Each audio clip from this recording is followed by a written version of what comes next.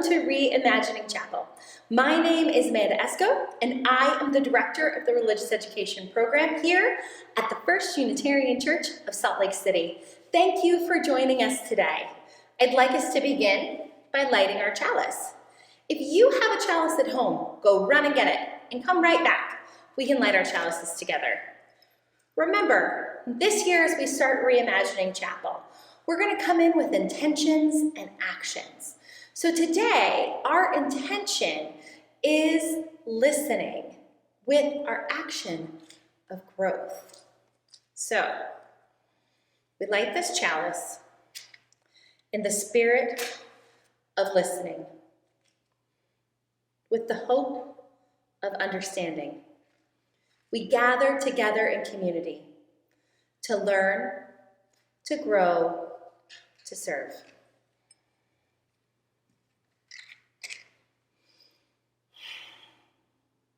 What's the intention in your heart today if it wasn't listening? Is it growing? Is it hoping?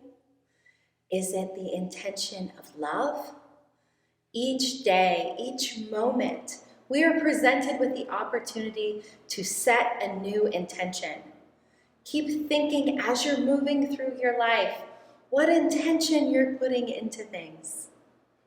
I'd like us to take a moment to be mindful and quiet and still. We are going to use my favorite Reimagining Chapel prop, our singing bowl. So I want you to get yourself in a comfortable position. It can be standing up like I am. It can be sitting down. It can even be laying down. We're going to take 3 great big deep breaths. So we're going to take in a deep breath. I'm going to ding our bowl. We're going to breathe out slowly until you can no longer hear this noise. Are you ready? Get ready. Oh, I just planted my feet, felt my toes in the ground. We're going to take a deep breath in.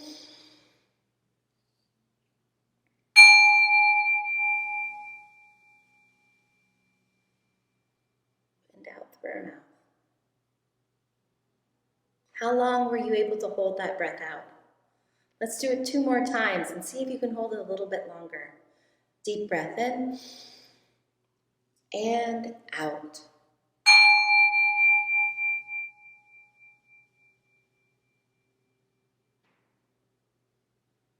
I could hold my breath longer than the singing bowl.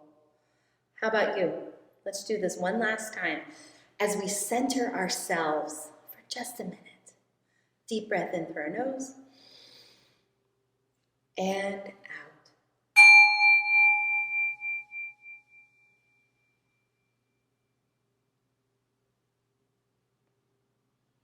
With each moment, breathing in our intentions, thinking about what we're doing, why we're doing it. That is an important mindfulness skill that we all need to practice, even adults. Well, I'd like you to take a minute and share your joys and concerns with the people that love you and want you to be well. They want to hear what's on your minds, feel what's in your hearts, so they can help and serve you. Let's take a minute and you share with the people that love you the most. I'll be right here when you come back.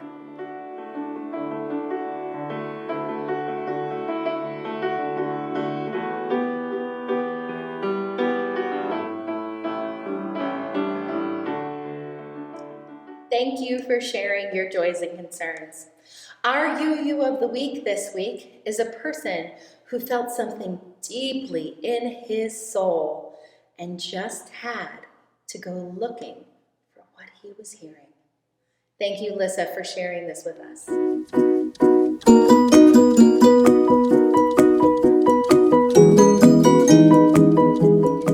Welcome to UU of the Week. I'm Lissa Lander, the Religious Education Assistant at the First Unitarian Church of Salt Lake City. This month at First Church, we have been exploring the theme of listening.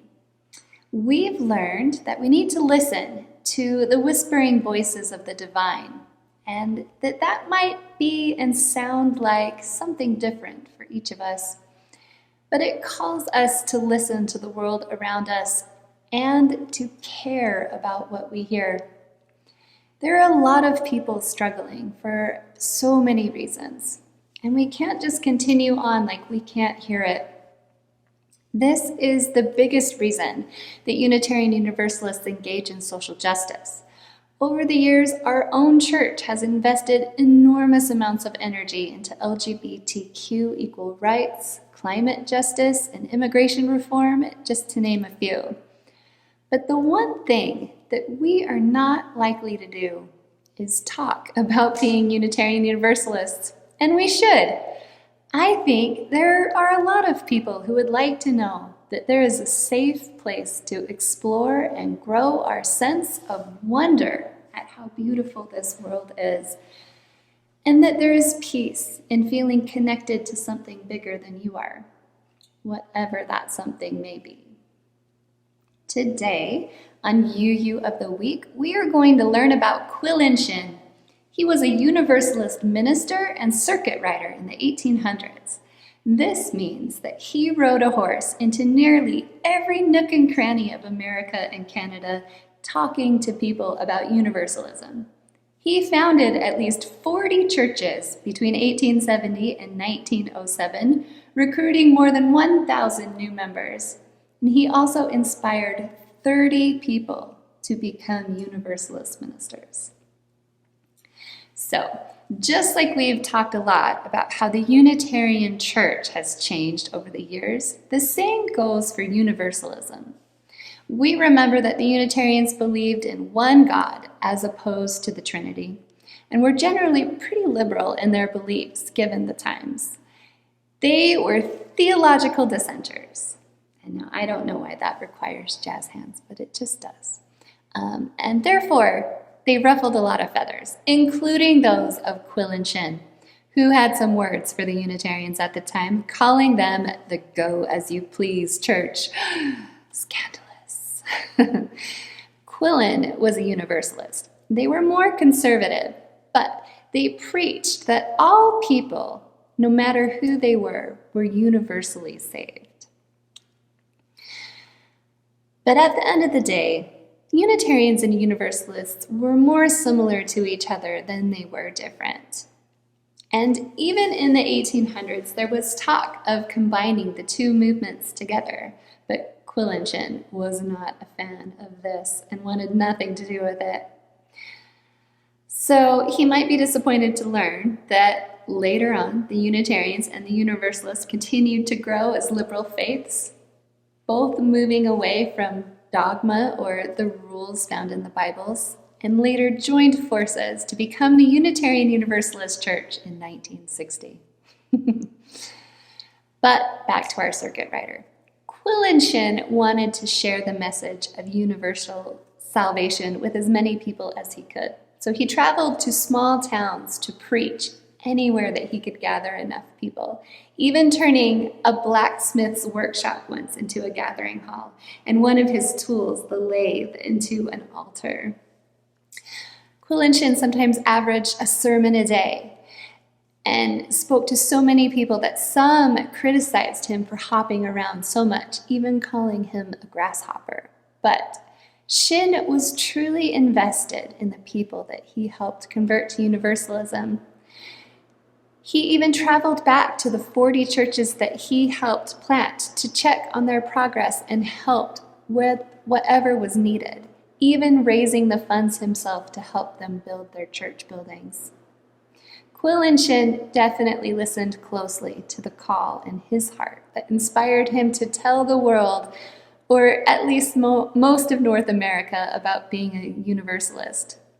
I know I need to work on my elevator pitch. You know, the few sentences that explain why I'm UU, instead of just apologizing and desperately trying to explain that UU church is different. It's not a normal church. Now, UU World spoke to a minister of a Universalist church that Quillen Shinn once served at about our hesitation to talk about being UU. He said, "Still, we have that reticence, don't we? Maybe we need to get over it and be more like Quillen Shinn and get out and tell the good news." baby steps, though. Am I right? Thank you for taking baby steps with me and learning about another great universalist from our history. And cheers to you if you made it all the way to the end of this, even with all the uncharacteristic talk about the divine and maybe admitting that we like to go to church. Until next time. Well, friends, it's our last week on this month's theme, listening. Let's see if what's inside our Wonder Box can help us. Ooh, look, it's a picture of ants. I learned something fascinating this week. Since we've been talking about listening all month, I started to think about how animals communicate. Some animals just make sense. Dogs bark. They growl. Sometimes they even make noises that sound like they're talking. They nuzzle. They make their wants known. Birds sing, chipmunks chirp. But what about ants?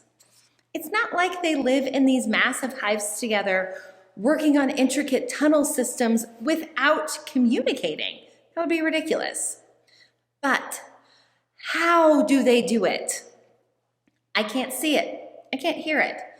But it must happen. Well, it turns out that ants communicate in several different ways. Touch, body language, how they present their bodies to others, sound, and smell. Some ants even do a kind of kiss called trophallaxis, where they swap spit in order to communicate. It's incredible. They communicate their whole selves without any words at all. When I learn information like that, I feel very small. We, you, and me do not have the market on listening. The animals listen. The planet listens. The universe listens. The divine listens. What do you think it's trying to tell you? What do you feel when you stop and listen to the quiet in your hearts? For the poet Amanda Gorman, when she listens, she hears change. I have her brand new book to share with you today, Change Sings. Change Sings, a children's anthem, written by Amanda Gorman, illustrated by Lauren Long. I can hear change humming in its loudest, proudest song. I don't fear change coming, and so I sing along. I scream with the skies of red and blue streamers.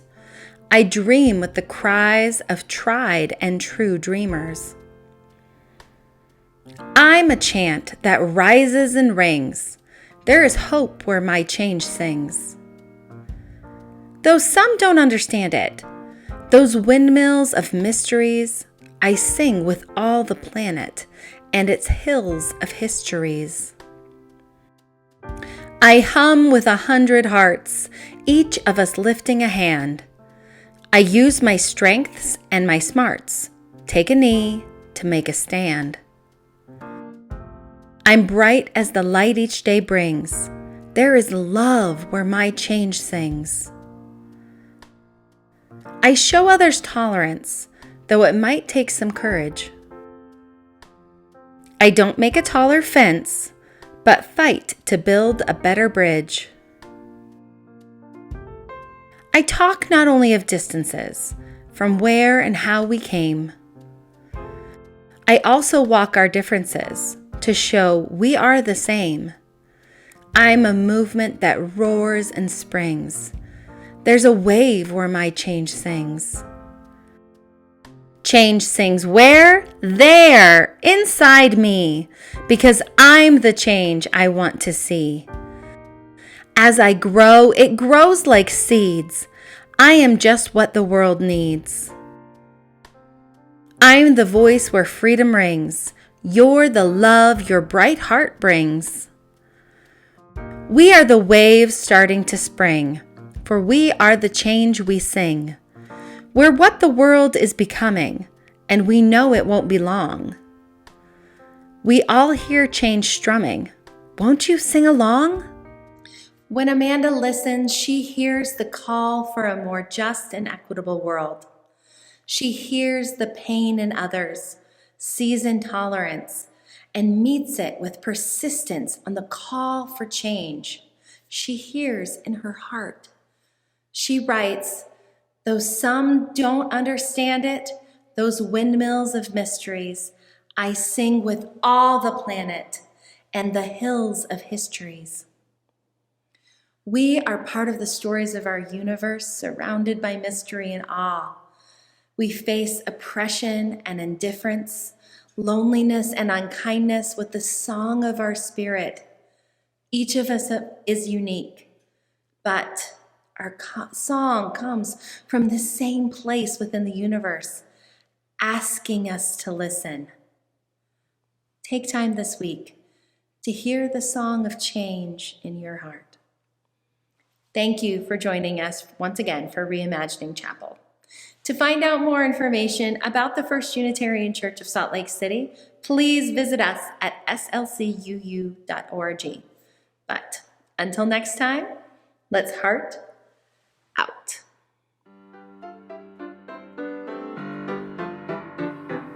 One, each person is important. Two, be kind in all you do. Three, help each other learn.